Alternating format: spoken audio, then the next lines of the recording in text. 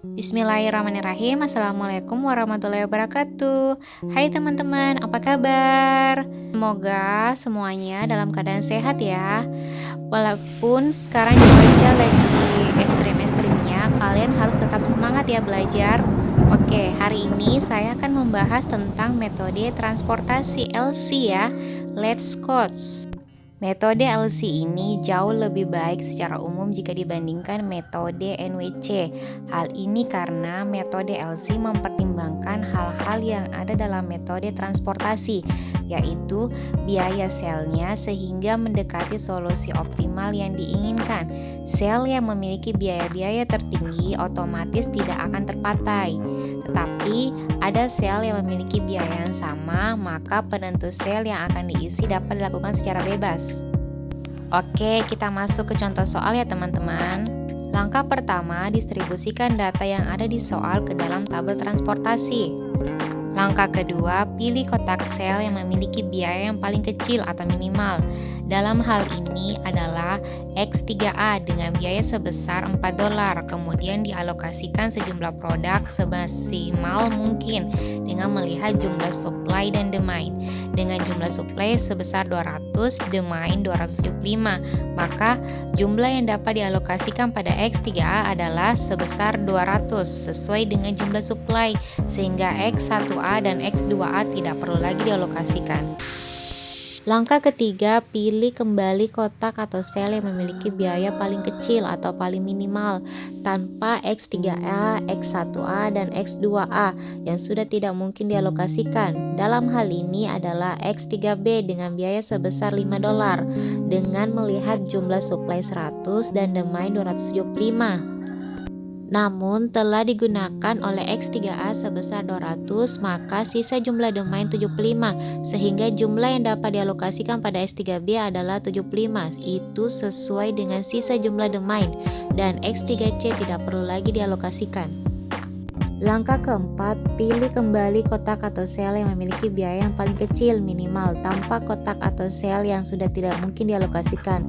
Dalam hal ini adalah X1B dengan biaya sebesar $8 dengan jumlah supply 100, namun telah digunakan oleh X3B sebesar 75, maka sisa jumlah supply-nya 25 dan demand 150, sehingga jumlah yang dapat dialokasikan X1B adalah 25. Itu sesuai dengan sisa jumlah supply, dan X2B tidak perlu lagi dialokasikan.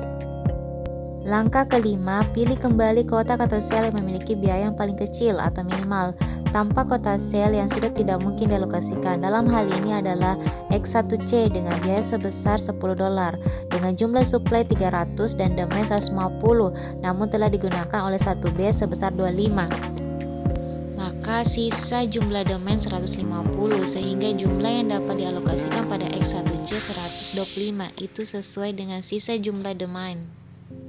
Langkah ke-6, kotak terakhir yang masih dapat dialokasikan adalah X2C dengan biaya $11 dengan jumlah supply 300, namun telah digunakan oleh X1C 125, maka sisa jumlah supply 175 dan demand 175, sehingga jumlah yang dapat dialokasikan pada X2C sebesar 175.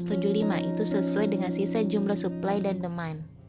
Langkah ke-7, karena semua tidak ada lagi kotak atau sel yang tersisa, maka solusi optimal yang sudah dicapai. Alokasi optimal dari metode LC adalah X1A sebesar 0, X1B 25, X1C 125, X2A 0, X2B 0, X2C 175, X3A 200, X3B 75, X3C 0. Langkah ke-8, menghitung biaya pengiriman yang harus dikeluarkan dengan persamaan sebagai berikut. Min set 6 dikali X1A ditambah 8 X1B ditambah 10 X1C ditambah 7 X2A ditambah 11 X2B ditambah 11 X2C ditambah 4 X3A ditambah 5 X3B ditambah 12 X3C. Jadi min setnya 6 kali 0 ditambah 8 kali 25 ditambah 10 kali 125 ditambah 7 kali 0 ditambah 11 kali 0 ditambah 11 kali 175 ditambah 4 kali 200 ditambah 5 kali 75 ditambah 12 kali 0. Jadi biaya pengiriman transportasinya sebesar $4.550. Oke teman-teman, untuk mengasah kemampuan kalian, yuk coret-coret lagi metode transportasi tersebut dengan menggunakan metode LC ya. Jadi gimana teman-teman, udah paham nggak dengan metode LC? Oke, thanks for watching ya. Jangan lupa like, subscribe, dan klik tombol loncengnya ya. Assalamualaikum warahmatullahi wabarakatuh. Sampai jumpa di pertemuan berikutnya.